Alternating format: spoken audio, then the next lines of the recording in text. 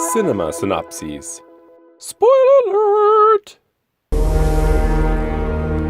In 1869, near Brantford, New Hampshire, two brothers bury a chest and hope that no one ever finds it. What if someone digs it up? May God have mercy on his soul. A century later, Alan Parrish escapes a gang of bullies Prepare to die, Parrish! and retreats to a shoe factory owned by his father, Sam. Run to Daddy! Movie waiter!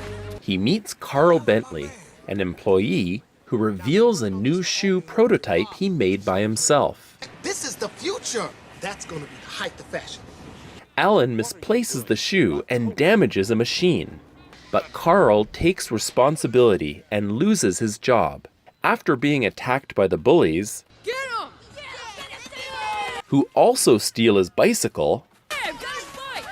Alan follows the sound of tribal drum beats to a construction site.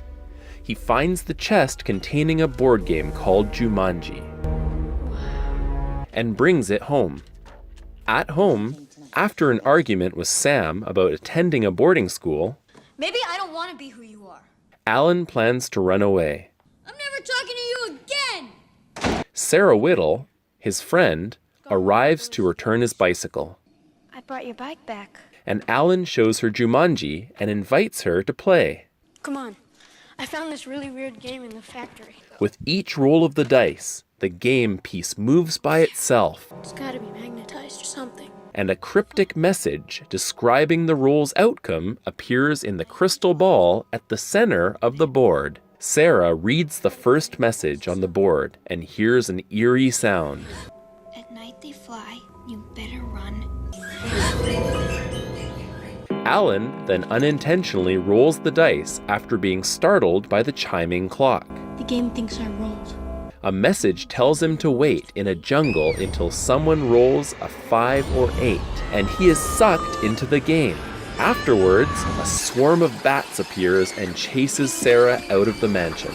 26 years later, Judy and Peter Shepard move into the vacant parish mansion with their Aunt Nora. I think a bed and breakfast is just what this town needs. After their parents died in an accident on a ski trip in Canada the winter before.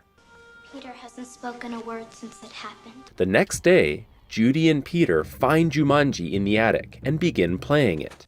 Let's bring it over here. Their rolls summon big mosquitoes and a swarm of monkeys. Monkeys slow the expedition. The game rules state that everything will be restored when the game ends. The instructions say if we finish the game, it'll all go away. So they continue playing. Peter's next roll, 5, releases a lion and an adult Alan. Mom! Dad! I'm home! As Alan makes his way out, he meets Carl, who is now working as a police officer. Monkeys! Is he all right upstairs? Alan, Judy, and Peter go to the shoe factory, Where are you going? To find my parents!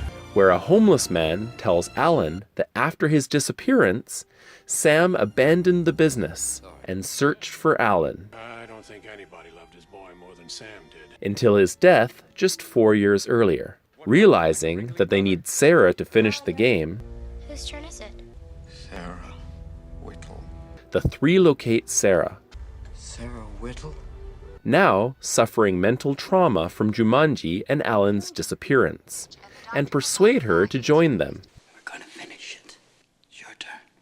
Sarah's first move releases fast-growing carnivorous vines, Stay away from the walls, don't touch anything. and Alan's next move releases a big game hunter named Van Pelt, whom Alan first met in the jungle. Coming pretty on top. The next roll summons a herd of various animals, It's a stampede! and a pelican steals the game. Peter retrieves it, but Alan is arrested by Carl. What is this about? I know you know. Back in town, the stampede wreaks havoc, and Van Pelt steals the game.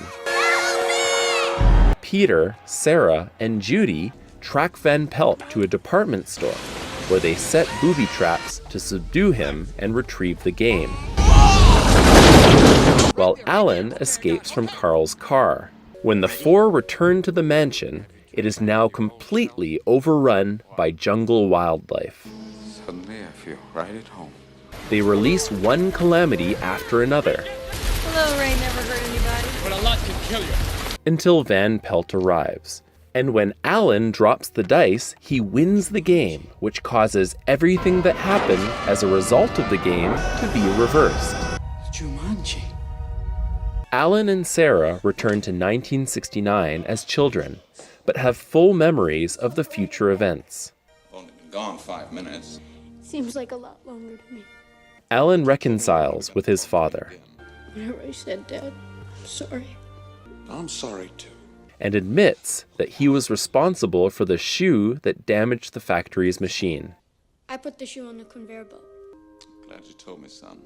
Carl is rehired, and Sam tells his son that he does not have to attend boarding school. Alan and Sarah throw Jumanji into a river, then share a kiss. There's something I've been wanting to do. In an alternate 1995, Alan and Sarah are married and expecting their first child.